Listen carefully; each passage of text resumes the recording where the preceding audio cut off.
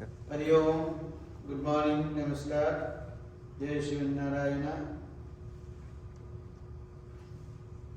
Since last year, we have started the series on Hinduism and Neuroscience. Under this series, we have learned a lot. Today, Dr. Rajiv Parinjaji is going to present a very special factor of this Hinduism and Neuroscience, and that is focusing on communication techniques to manage relationships.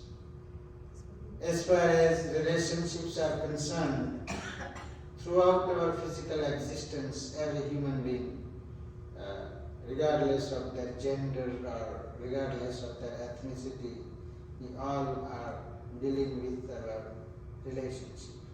From day one, as soon as we start taking our first breath, relationship starts with our mother, father, brother, sister.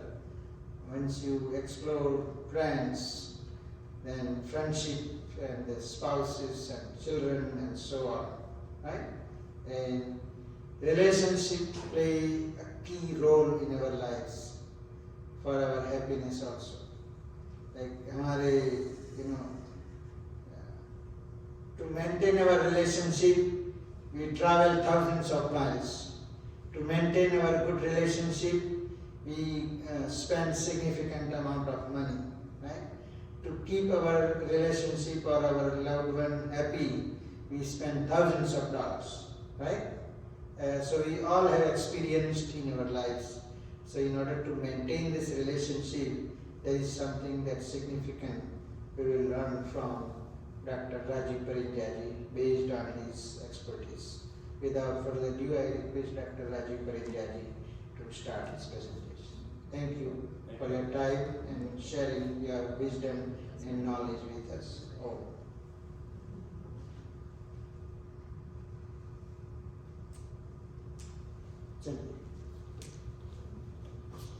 Thank you, Panditji. So this is my fourth talk out of 5. The goal of these talks has been to improve our spirituality and learn the ways to make spiritual progress. So you might ask, why am I talking about relationships? How is that relevant? Well, next slide. Relationships are the commonest cause, in my experience, of distress. When relationships are not working, people are upset, they are emotionally activated, and that pulls us away from the emotions that we would expect to have as we get closer to spiritual goals and make spiritual progress. So you will see that will move us away from serenity and equanimity, which are needed for spiritual progress. It is possible to manage relationships better using the science that we now have available to us, and also using the scriptural knowledge that has been available to us for a long time. Next slide. So in this talk, I'm going to do it in 3 parts. The first part is conceptualizing our shared divinity. That is the highest goal in managing relationships. The second part is conceptualizing boundaries, which is kind of almost opposite of the first part. And both of these parts are needed, and I'll explain why. The third part is using some neuroscience-based techniques to look at the difficulties in managing relationships and see what we can do to get the outcomes that we want in relationships. Next. So I'll talk about birds in flight, and this is something I came across in Yog Vasisht, which is considered a very profound scripture. And in the very beginning, Sage Agastya is guiding somebody who is asking him about spiritual improvement, and the person is asking, what should I focus on? Should I focus on work or should I focus on knowledge? And he says, well, think of it like a bird with two wings. Each wing is needed for the bird to take flight, and you need both. And in the same way, in managing relationships, next slide, we need two components. The first is that we want to have respect, reverence, and recognition of the divinity in any person that you interact with. And in our scriptures we see that the sages who are enlightened, when they meet each other, they actually worship each other at the same time. But if we follow our scriptures, we also see that a person's status of enlightenment doesn't change their divinity. We say that the Maya makes us feel that the world is real, it sucks us in, but each person is divine. And I'll come to that in a little bit. The second piece is boundaries. And the boundaries are a key concept in psychotherapy, psychology. If you were ever to see somebody for help with relationships, I can assure you that boundaries will come up and they will help you understand, define boundaries and adjust boundaries. So boundaries are a recognition that we are different people with different agendas, different interests. We have our rights and our privileges individually and not as a collective entity. Next slide. So this is just a verse from Bhagavad Gita, and I have used verses in the past which illustrates my very first point. Sarva bhutastam atmanam sarva bhutani chatmani ikshate yoga yuktatma sarvatra sam darshana. The translation is that the true yogis, uniting their consciousness with God, see with equal eye all living beings in God and God in all living beings. Next slide. So I touched on this a little bit. When we are in a state of enlightenment, we treat every living creature with reverence, and our sages have done that. And we talked about the fact that when sages will meet each other, they worship each other. And to emphasize, a person's state of enlightenment doesn't change their divinity. We would treat everybody, even those who are in the throes of Maya, with the recognition of their divinity. That is the goal. It is not easy to get to that goal, but I think it's always worth defining what that goal is going to be. When we are in the right state of mind, that is what we are going to get to. Next slide. This reverence of somebody has to be balanced with boundaries. So what are boundaries? Why are they important? And boundaries is a whole set of thoughts, ideas, concepts in themselves, and learning about boundaries can take, if you're seeing a good therapist, it can take several hours learning how to enforce them. I'm going to touch on them just briefly. This is the second part. Boundaries are limits that you impose to maintain your sense of self and your ability to feel okay and function normally, differently from other people. We are separate entities. You separate your needs, feelings, expectations from those of your partner, your family, your friends, your colleagues. And the boundaries do vary from culture to culture, from place to place, and they can change with time. So they are determined by the social, cultural, and legal system that we live in.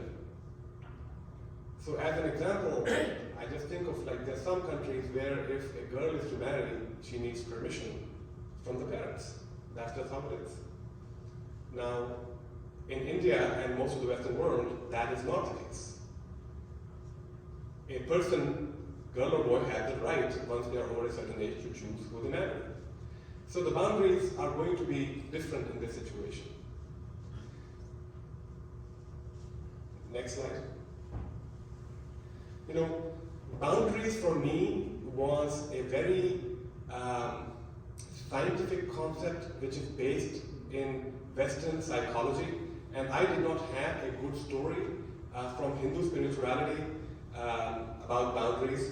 But then I came here and came to a talk by Ananta Ripajmera, who talked about her book, The Way of the Goddess.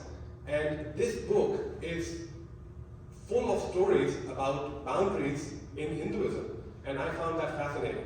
And I'm going to just touch on a couple of those stories to emphasize that, you know, in our culture and spiritual system, we have had boundaries. And next slide. So the very first story is about the goddess Shailputri, who confronts her father, Prajapati, for not inviting her husband to a yajna in which he has invited everybody else. So she stands up to him and says, why did you do that? So here she's saying, you know, there are reasonable expectations that I can have about my husband being invited to something that you're inviting everybody to. So I want to know why you didn't do that. She confronts him. And in the second story, which I found fascinating, you know, so in the first story she kind of self-immolates, she goes on to be brahmachari and she's meditating for centuries, trying to get married to Shiva. Shiva turns up for marriage, so he comes, but he is improperly attired. He's wearing ashes, he's wearing snakes, and his marriage procession, the Bharat, is consisting of all kinds of entities, you know, ghouls who are also scary, and her family faints because of how scary the marriage procession is. So she stops Shiva and sends him away. She says, this is not acceptable.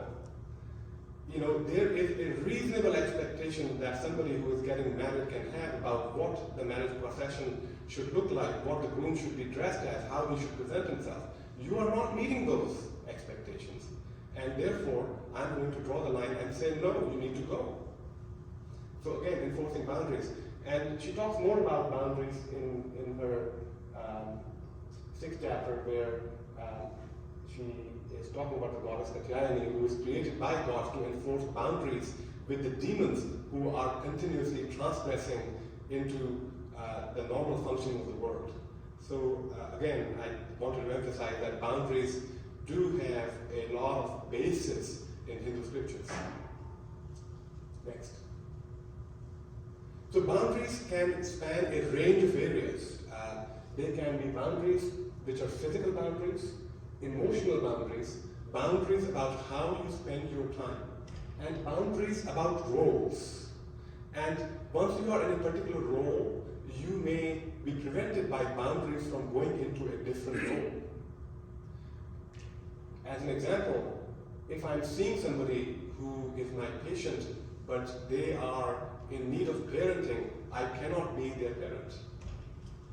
But likewise, if I'm the parent to my child and they are in need of a psychiatrist, I cannot be their psychiatrist. They are different roles, and you cannot go from one role to the other for the same person.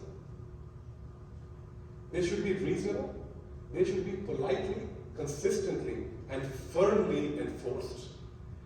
Making a transition from a state where the boundaries are not well defined, where they are being transgressed, to a state where the boundaries are being enforced can be difficult and challenging, yet it is important because boundaries are needed, correctly said boundaries are needed to allow relationships to function smoothly and to go on for a longer time. So looking at your boundaries, reviewing the boundaries, and adjusting the boundaries, emphasizing the boundaries politely is important. Next slide. Now we're going to come to the third part of this talk, which is longer and which is a little complex. Some of you have been here for my previous talks, so I'm going to draw from that. But there are multiple parts of the brain which come into play when we are in a relationship with somebody, when we are interacting with somebody. And that is what makes communication so difficult. And we are going to work through those. The next slide. And I'm going to take an example. helps us understand.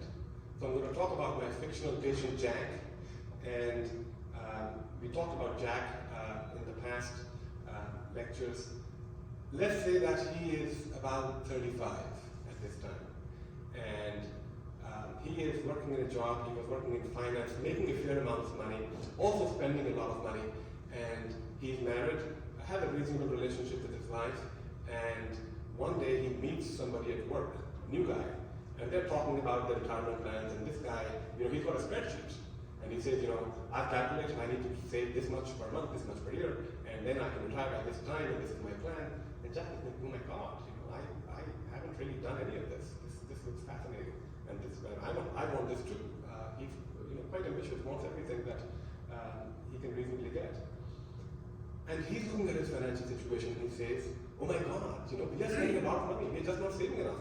And of course, he thinks about what he's spending, but that is rewarding to him. But what his wife is spending is just like, why is she spending so much money on this stuff? She shouldn't be. So he's a little annoyed, and he thinks, I'm going to go home, have a conversation with my wife. Next slide. Okay. So the conversation goes something like this.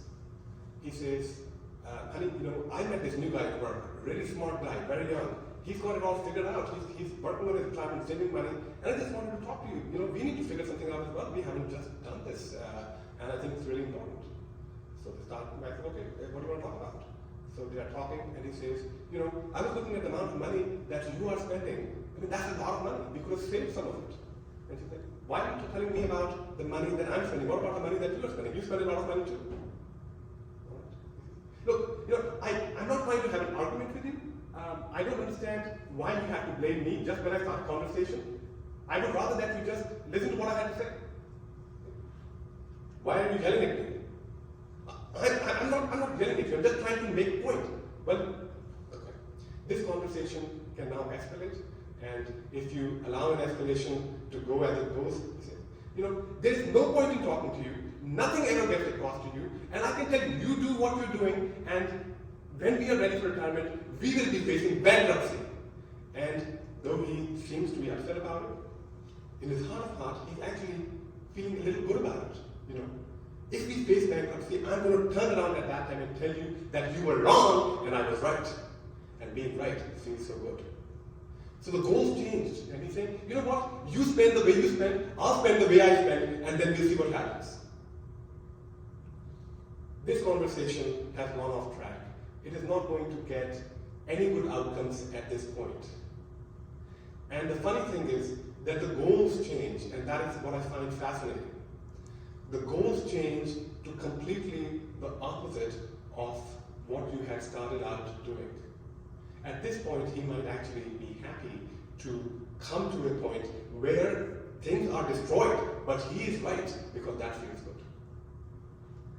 And I came across a story in the news which was very sad and shocking, but I tried to look it up again because I just wanted to read the details because I just wanted to understand it better.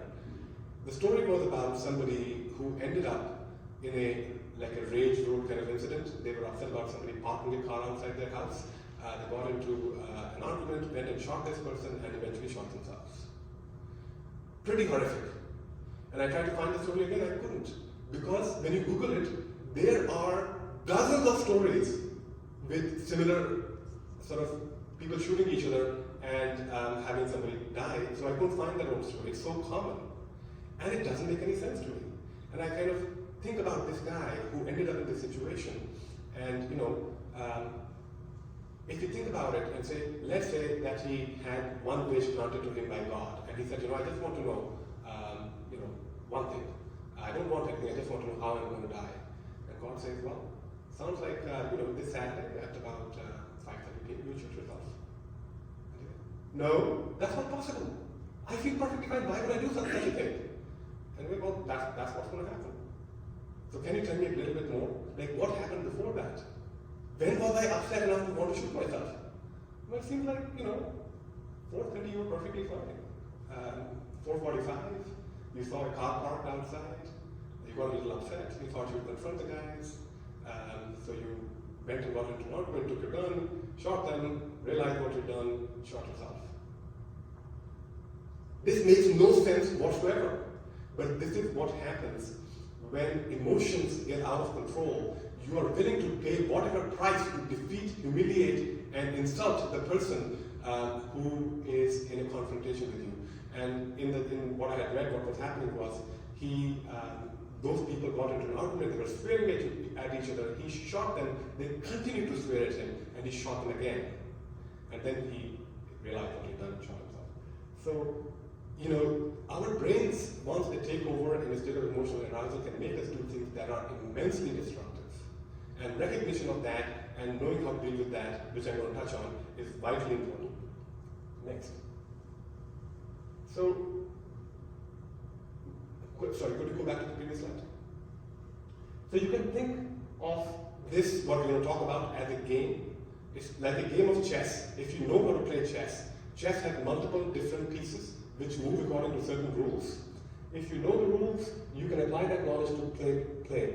Now, you may have the intellect to be a chess grandmaster, but just knowing the rules doesn't mean that you will be a grandmaster right away. It takes practice. You're going to have to play around a little bit, know how they function. And those players, next slide, there are 5 of them in each brain. When 2 brains are interacting, there are 5 of them, but not all of them are equally important. The first player is your reward system, which is right here. This is the treasurer of the brain. This, we talked about in the previous lectures, is based on dopamine. The dopamine rises and falls depending on what you want, what you anticipate, and what you think is the probability of getting what you want. The next is your emotional system, which is here, the duke. Third is your self-regulation, which is the king.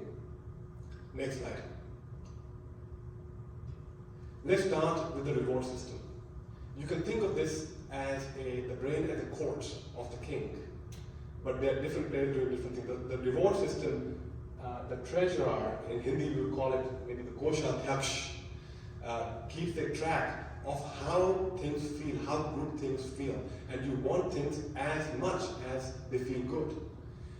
I tried to look for a review. The reward system has been studied extensively. It's involved in addiction, to see what are the things that people want in their interaction with people. There isn't a good review because there's so many things that people want, which are very different. But here's a list. We want attention. People like attention. Makes us feel good. We want respect for our status and our capabilities and accomplishments. We want to be liked. We like it if our status goes up. We also like it if other people's status goes down. We like new information, especially if it makes the other people look bad. And depending on the role we have, what we like can change. So for example, if you think of somebody who is a gangster, they may not really want to be liked as much as they want to be feared. So as the role changes, what you want might change a little bit. In any interaction with people, both people want some combination of these things. Next.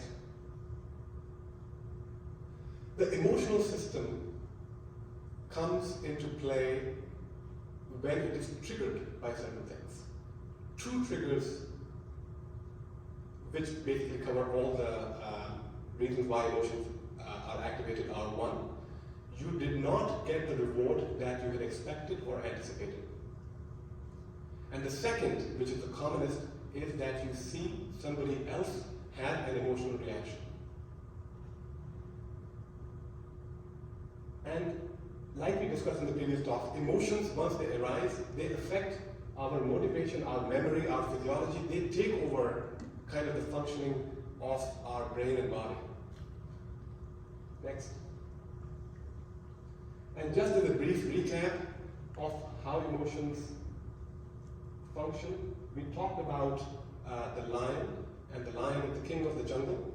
My favorite animal, not because it's the king of the jungle, but because it sleeps for 18 hours a day, doesn't do anything. But when the lion is challenged, the lion responds in a particular way. It is showing its teeth, claws are going like this, muscles are tense, it's roaring loudly and giving somebody the message, don't you dare mess with me, I am powerful, I am ready to defend myself. And its motivation level is quite high at this time. And we talked about the fact that this exact same response is preserved across the animal kingdom, and when we are challenged, we can respond in the same way. We talked about Jack and his argument with his wife, and when she was running late, he was kind of getting louder, so like the lion is roaring. His hands are going like this, his teeth are getting a little tense, muscles are tense, and he is also motivated to do something aggressive to make her be on time and give her some consequences. Same response. The funny thing is, when you are in this response, your memory is taken over. You are not able to recall anything that will allow you to feel calm, feel better, feel compassionate towards this person with whom you are angry at this time. At this time, the only things that you recall are events that reinforce your anger. You know, she's late today. She's been late before. She's late all the time. She's never on time. Reinforces your emotion to make you act in the ways that the emotion is trying to make you act. Next. So interpersonal conflict is pervasive in our interactions as we go through life, whether it is within our families, whether it is at work, whether it is with people that you might come across in any other setting. And emotions, which is the Duke, and I was reading some Maratha history, and I think the Peshwa is probably the closest equivalent. The Peshwas were appointed by the king and later became very powerful, and they used to run the kingdom, essentially. They come into play when there is conflict. They make us get ready to attack. They love to escalate conflict. They don't want to calm down. And they often get rid of any goals to reconcile and achieve peace. They don't like those goals. Those goals are out. And we discussed this, like with the guy who went out shooting after an apartment incident, or Jack and his wife. He had come in wanting to save money, and now he's like, whatever, let's just get rid of the money, and you would be out of money, and I would like that. Because dukes like complete victory, with defeat and humiliation of the opponent as the main outcome. They don't want compromise. That is not rewarding. So that's their kind of role in conflict. Next. So their main sport is dueling. Dukes love to duel. If one duke is in play, the other duke will say, I'm in play too.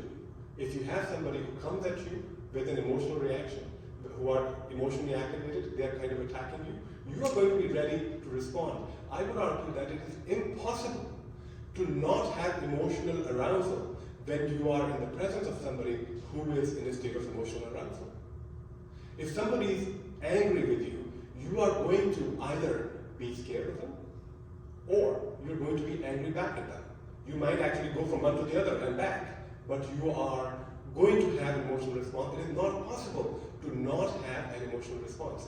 And we discussed this a little bit when we talked about the studies about emotions. To have emotions active in the brain, we put people in a scanner, we show them the picture of a frowning face. Next slide. We will probably have that later. If you change the picture, and you keep changing it faster and faster, if you change it in 300ths of a second, 80% of the people will say, I did not notice the change. Did the picture change? They say no. But 100% of them still have an emotional arousal. The limbic system lights up. So you have an emotional reaction before you know what caused it, even if you did not recognize the change that caused it. Emotions are so fast. So dukes, or the emotional system, is especially good at knowing when other dukes are in play. Your duke will sense annoyance, sarcasm, changes in facial expression, even before you know, and even if they are in your imagination. And we talked about the frowning face. They want to defeat the other person and reclaim the higher status of being the victor or being right, which is what is extremely rewarding. The reward system loves that. So the reward system and the Duke are kind of in play together. The reward system says, I didn't get what I wanted. Duke says, I'll find a solution for you. And let's go attack this guy, and then we'll feel good, compensate you. Next. We discussed how they can change the goals in the conflict to escalate rather than to go down. Dukes love to be right. They selectively pick out stuff from your memory to reinforce the emotion that you're feeling, and once this is in play, you will be unable to recall anything that is going to change your state of mind. They hold back information that would make you feel empathy for others. You lose your compassion for this person. And they love should and what if statements. They love, you should have done that, you should not have done that. And those statements are inherently illogical, because if you were going to act on a should statement, something that already happened, the only way to do that would be to try to travel the path and change it, which you can't do. So they're inherently illogical, but they're very powerful statements that the Duke plays in your head. Next. The emotional system was enough to allow a lot of animals to function, but humans live in more complex societies where some of those emotional responses are problematic. And we have the third layer, the king. The king is newer in terms of evolution, so the king is young. The king is also weak compared to the emotional system. The emotional system is in a storm. The king will struggle to deal with it. But the king is smart and can manage the Duke by using smart, well-thought-out strategies, which I'll touch on. But it's worth keeping in mind that the availability of self-regulation is not constant. It varies depending on the state of arousal. Your self-regulation is weaker when you are stressed, fatigued, hungry, sleep-deprived, or in a state of emotional arousal. And in states of extreme stress, your self-regulation may be unavailable. And that is actually helpful or adaptive. So for example, if you're taking a walk through a national park and appreciating the beautiful day, and you see a bear charging towards you, at that time, essentially your self-regulation shuts down, emotions rise, anxiety surges, and physiologically you're aroused, ready to run. At that time, you don't really need to, be taking time to process, plan, none of that. You just need to get out of that situation. Next. So, when we see people regulate emotions, there is a back and forth between the king and the duke. The duke might say, I want this, and the king will then rise and say, this is not an acceptable outcome. This is not going to work. Let's not do this. Let's not do this. Let's not do this.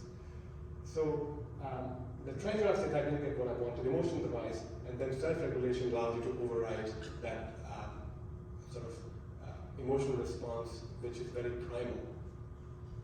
Next. And this is just a graph to say where we want conversations to flow. It would appear that Jack, when he started talking to his wife, was trying to go from sort of here to here. He's thinking logically, rationally, and he's trying to convey to the logical, rational part of the brain that the outcome I want is for us to spend less money. But the Duke is always watching what's happening, and his Duke is already in play. He's kind of a little irritated in his voice. The irritation is going across to the emotional system of his wife. Once her emotions are in play, she is attacking here. Now this conversation is closed, no longer happening. And this conversation is going to go from here to here. That's all that's going to happen. How do you get back into this conversation and get what you want? How do you do that? Well, you want to turn these two players off from their state of extreme arousal and get back here. And that's what we're going to touch on. Next. So when you are in a state of emotional arousal and the Duke is active, you never go head to head against the Duke, your Duke or anyone else's Duke, because that only winds the Duke up more, and you have to identify and validate your own emotions as well as other people's emotions. That's the only way forward. You cannot defeat the Duke because that is an attack, and the Duke will just become stronger and stronger and stronger. Now, there is a little caveat, when you learn here that we have to validate our emotions, we have to validate the emotions most of the time. Because if you only ever validate somebody's emotions when you're fighting with them, that in itself becomes rewarding, and then you will get into more fight, not less. And even when your conversation is flowing smoothly, the Dukes are always looking for an opportunity to get back into play because they love the fight, and they're always in the background saying, this person at this time when they said that, they were insulting you, they were putting you down. Be ready to play. Next. Did you have a question? Yeah. And my question was, can you elaborate on when you say validate your emotions? What do you mean by that? Yeah. This slide, I'm going to touch on that. So, when we are in an emotional state, people would say, I always know what I'm feeling. That is not true. What we know is that people only know what they're feeling when they pay attention to what they're feeling. When they ask themselves the question, what am I feeling? And when you notice what you're feeling, you say, it is okay for me to be feeling what I'm feeling. Because very often there is a tendency to say, why am I feeling this way? Why do I get upset with this? I should not be feeling this way. And then you get into another emotional spiral. I should not care about this person. Why do I care about this? And then you feel, first you're feeling angry with the other person, and now you're feeling angry with yourself. Maybe you feel some shame and guilt, and then you blame yourself for feeling ashamed and guilty. So when you notice an emotion, because of the nature of emotions in that they arise automatically, they arise before you even have any recognition of what caused them to arise. The first thing to do with emotions would be to say, I see what I'm feeling, and it's okay to feel what I'm feeling. So you validated the emotion. That will then allow the emotion to kind of decay and go down. I mean, if you think about somebody feeling angry, they're not going to feel angry forever. The emotion is eventually going to decay. How do we make that decay happen sooner rather than later? You stop the reinforcers, validate, and watch. That will allow it to decay. In fact, the very fact that you recognize what you're feeling begins the process of the emotional decay in studies in the brain scanners. So basically accepting it and saying that it's okay to feel that way, and that immediately brings the intensity down of that emotion, right? That's right, yeah. Okay, got it. Yeah. So we'll go back. So once you start with recognizing that you are in a conflict and you want to deal with the conflict, you check in with how you are feeling. So my joke is that I'm a psychiatrist, and psychiatry is twice as hard as neurosurgery. Because the neurosurgeon just has to go and operate on the other person's brain. The psychiatrist has to start with his own brain, which is doing its own thing. So first, you have to check in with how you are feeling. You have to know how you're feeling to know how that is affecting your appraisal of the situation and shaping your goals and changing your goals. So first you have to know that. How do you deal with your own emotional state before you can deal with the conflict? Well, you validate your feeling.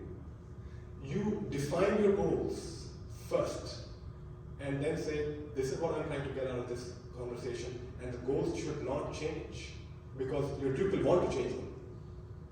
You commit to sticking to your goals while knowing that your emotion will want to change them to defeat and humiliate the other party. You take some time to listen to the other party's ideas, concerns, and expectations, because when you pay attention, that is rewarding. When you reward somebody, their emotional arousal goes down. Then you validate their emotions, and this has to be done carefully. You acknowledge what they're feeling only if they acknowledge what they're feeling. Because if you acknowledge what they're feeling when they don't agree that is what they're feeling, you're going to have a problem. The person doesn't think they're angry at all, and you tell them, I see that you're angry, and that's okay. No, I'm not angry. Okay, so it has to be done cautiously. And this process may need to be repeated several times. You go back to checking how you are feeling, because as they attack you back, you're going to be feeling angry again. So you again check it, and this cycle may have to be repeated a few times. Next. So emotions can spread from one person to another, and emotional expressions by one party will engage your emotional system and will change your appraisal. And it may not be possible. I mean, this doesn't work every single time. It may not be possible to get the outcomes that you want, and at that time, you would take a break. You would not keep trying to solve that problem. Emotional responses are fast and they can become habitual. A mere commitment to change is likely to be insufficient to change them, and if you're going to override them, you must plan ahead.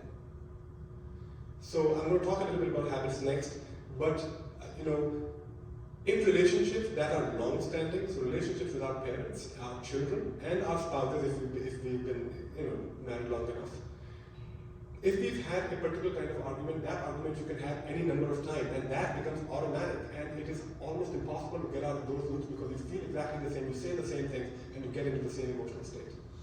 The way around it is something called pre-commitment.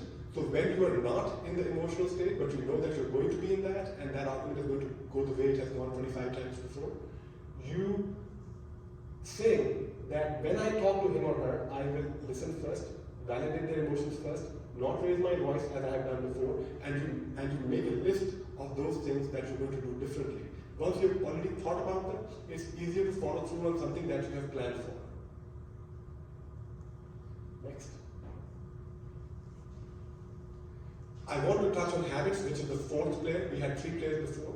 Habits are automatic responses. Humans have complex habits not only of doing things, but also of feeling things, of saying things. And relationship interactions become habitual, emotional reactions become habitual, then expressions become habitual and automatic. And which is why it's easier to deal with conflicts in new relationships than in old ones.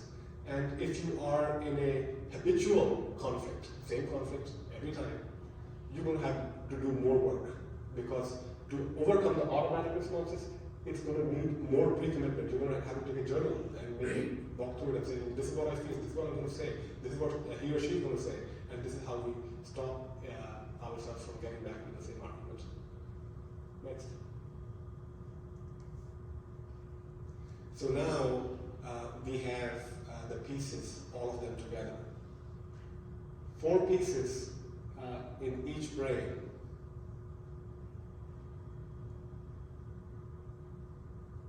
This is your reward system, emotional system, self-regulation, and habits. Other person's similar pieces in the brain. And the interaction is happening 4 and 4. Once you know each of these players' tendencies and roles, then you can play the game to get the outcomes that you want. Next.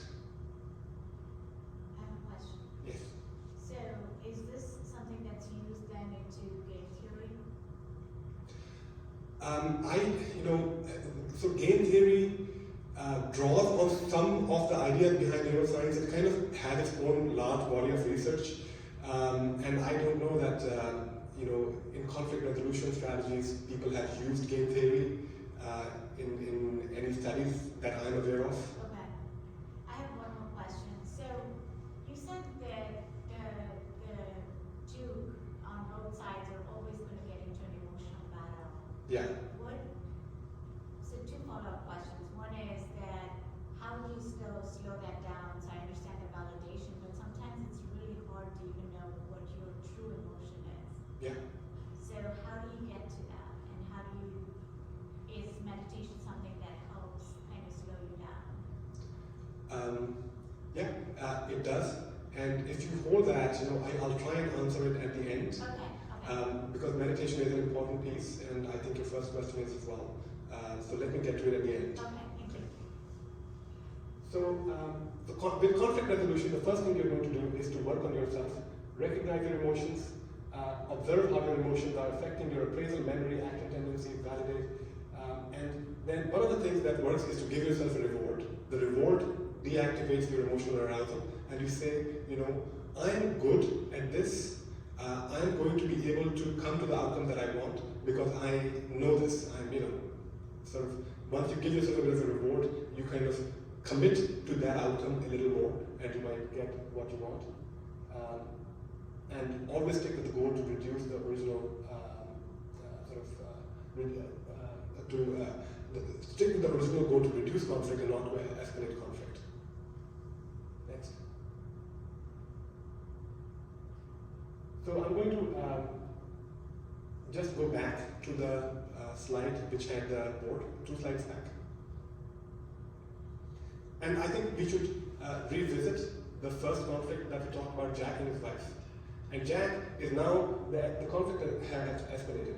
Jack was appraising here, he wanted to save some money, so this is kind of planning, but he's feeling upset. He's feeling upset mainly with his wife because he feels she's the one who's spending too much money. His emotional tone is picked up very quickly here. He's trying to have what sounds like a very normal, rational conversation, but there is a slight edge in his voice, his facial expression is one of irritation. That's picked up here. And she immediately said to him, why are you bringing this up? Why are you saying it's my fault?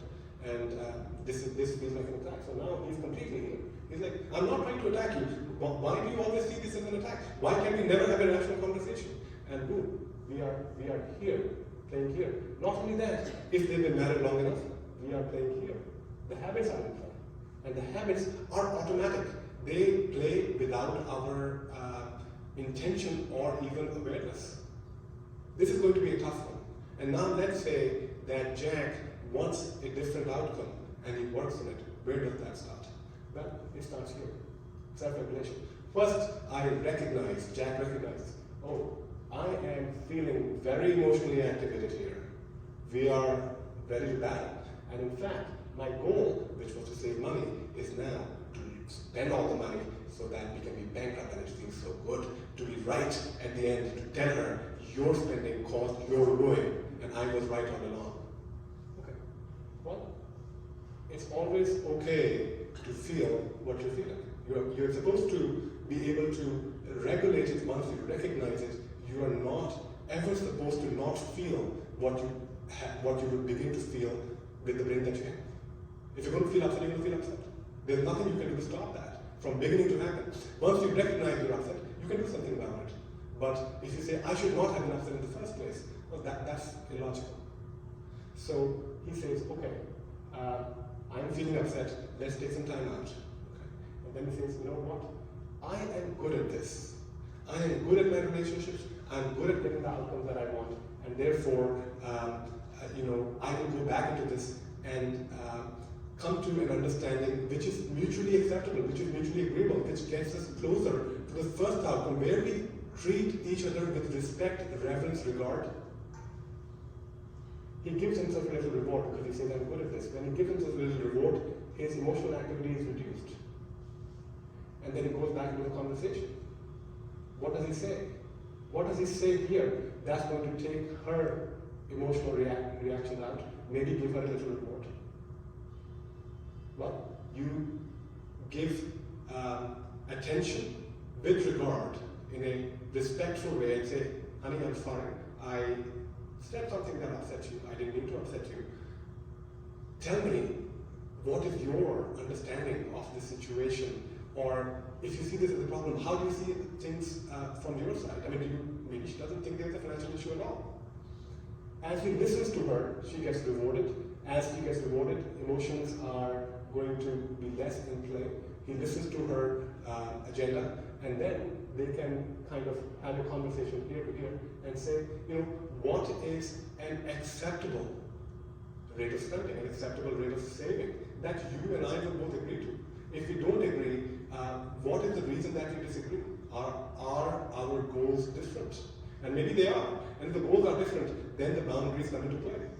He cannot just have things his way because she has a right to have goals which are different, and they have to kind of find a middle ground or find a balance as a couple.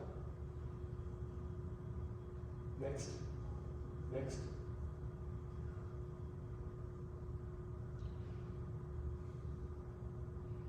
I think we've covered all of this down, but just to sort of reiterate, it starts with recognition of the emotional state. If you don't know what you're feeling, if you haven't recognized it, then the emotion is just going to drive you in a particular way and basically hijack the outcomes that you were looking at.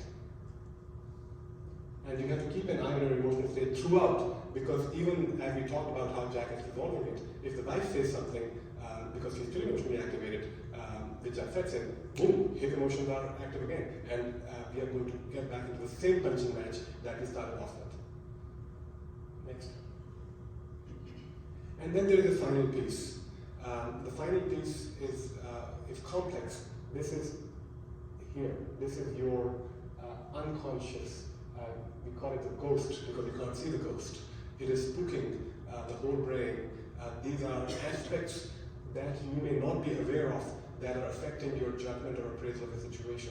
You know, sometimes I go into a room and the patient, without much of a conversation, says, what you're saying is fine. I trust you.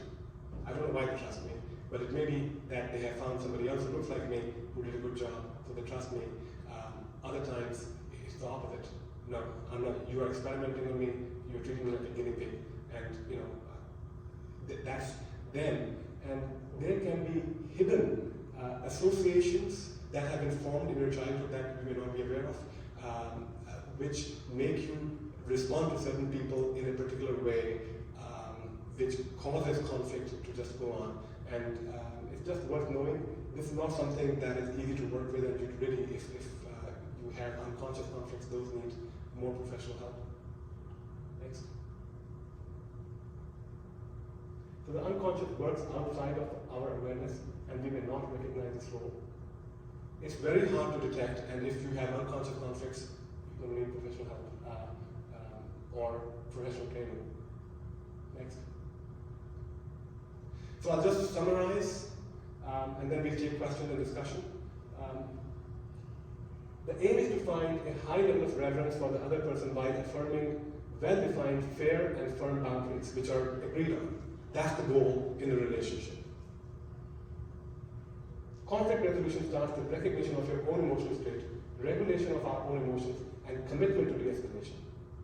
You can work on validating the other person's emotion, treating them with regard, and finding common ground. And as with chess, knowing the rules is not enough. It takes practice.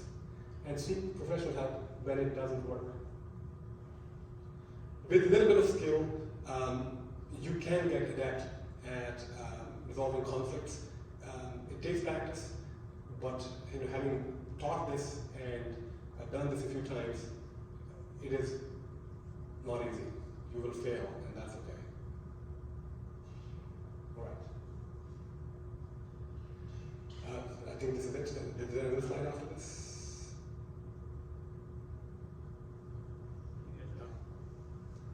All right. So I'll start with her question first. I think you were asking me about meditation, and then you had a question before that. So what we find with people who have a range of experience in meditation, so the studies have been done on two groups of people. People who are naive and have been trained to meditate, and that can be an 8-week long study, to people who have 10+ years of experience in regular meditation, usually monks. When you put these people in a scanner and you put them through situations where they're supposed to have emotional reactions, their emotional reactions are less intense. It seems they also are, they don't last as long. I mean, if you upset them by having somebody cheat on them in a card game, they will be upset for a lot less time. They will kind of recover back to their normal state of mind very quickly. So if you want to be, meditation does a lot of things, but specifically for conflict, somebody who's a regular meditator will be less upset, will recover quickly from things that don't go their way, and they will be less likely to feel the need to attack and defeat the other person because they just feel more content. So that is the piece, and there was a question before that. Sorry, what was that?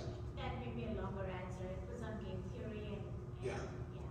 So game theory is not my area of expertise.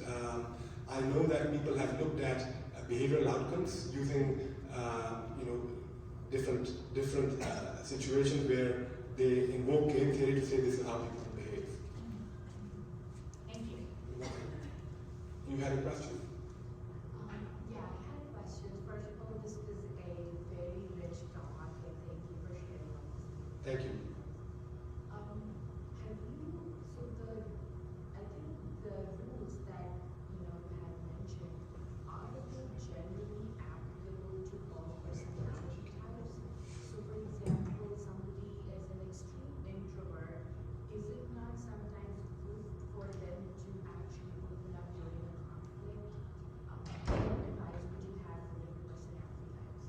So, these rules are broadly applicable.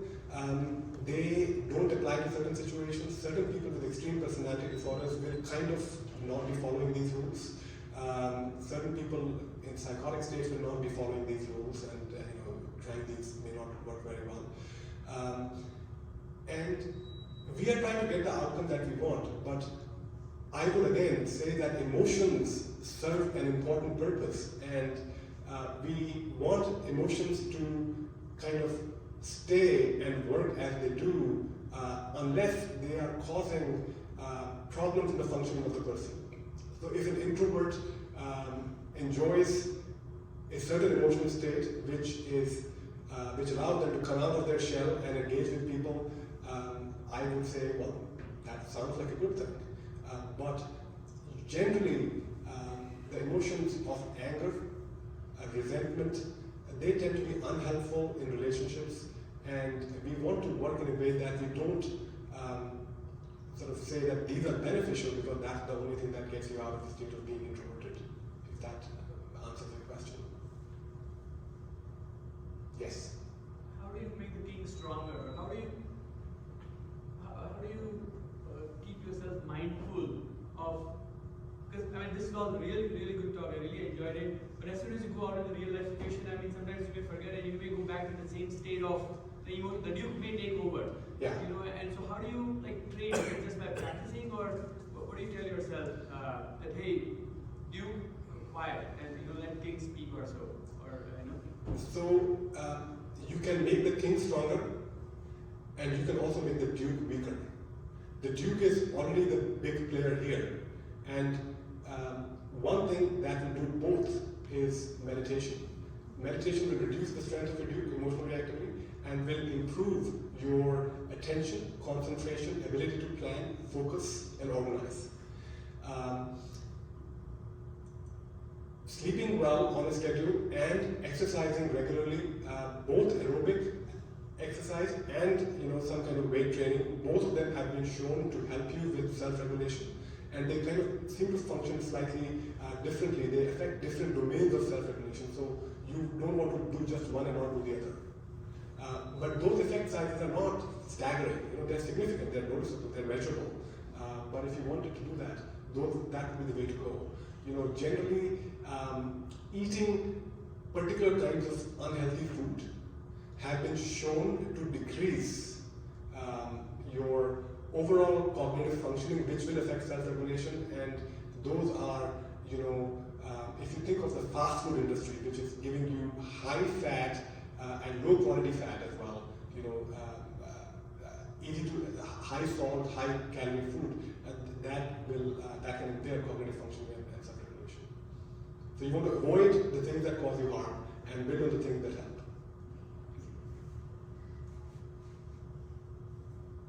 Any other questions?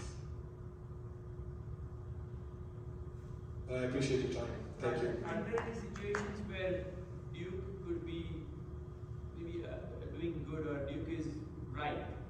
Right. So, the emotions generally is where we live, and the emotions serve a purpose.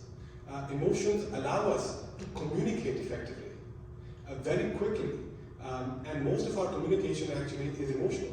So, emotions allow us to convey information. So the last talk was about emotions, so we touched a lot on that. They allow us to convey information, they allow us to communicate effectively, they allow us to also respond effectively to dangerous situations collectively. So yes, we are in some ways, I would argue, in a state of perfection by the process of evolution which has gone on for millions of years to get us here. So you can't really say any part of your normal physiology is just harmful and has no benefit. Yeah. Thank you.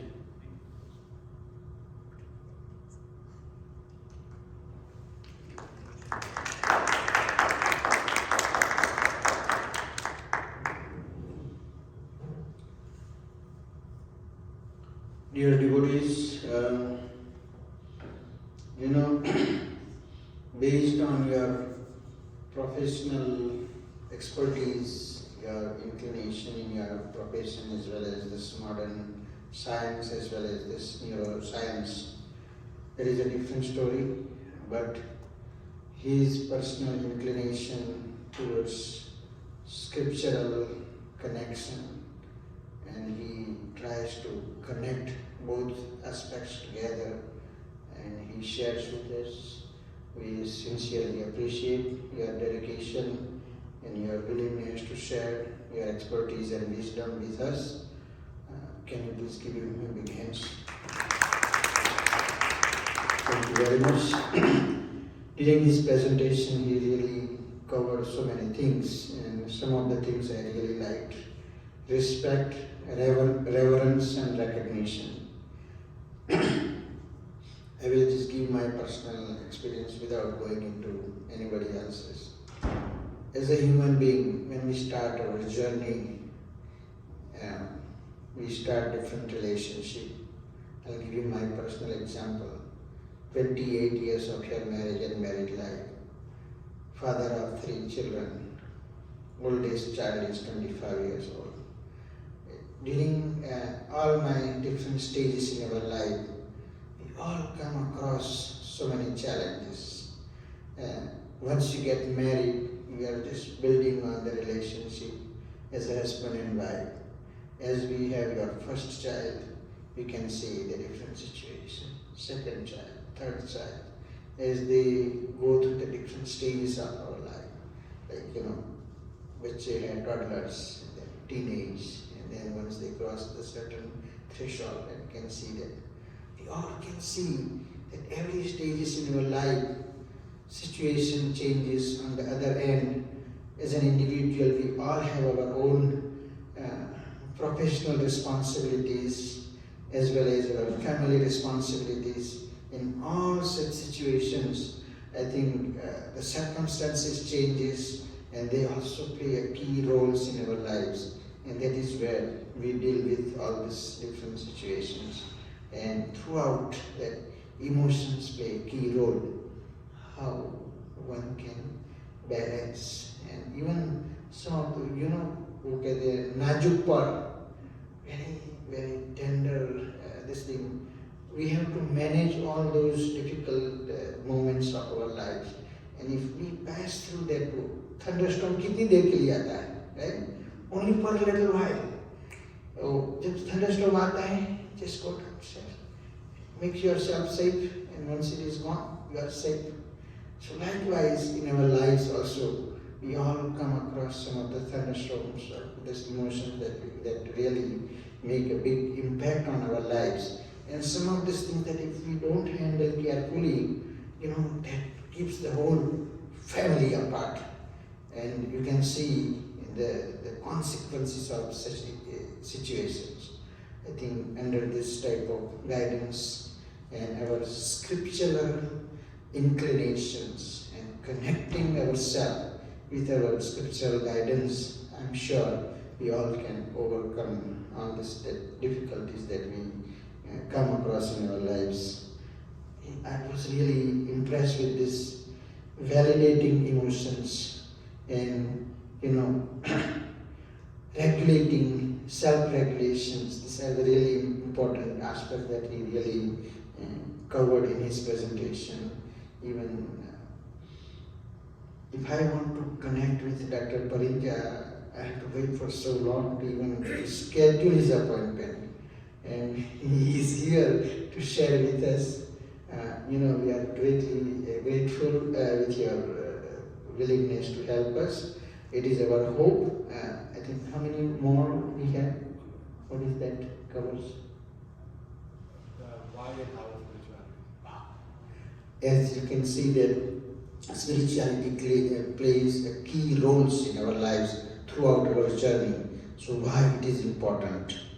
And in order to do this, there are so many aspects that we will be covering. So I encourage you all to come here and take an advantage of his last and concluding presentation. Based on his availability and based on our temple's schedule, we will share with you. With that, we conclude today's presentation on neuroscience and relationship. Thank Thank you all for your participation and thank you for your patience and cooperation.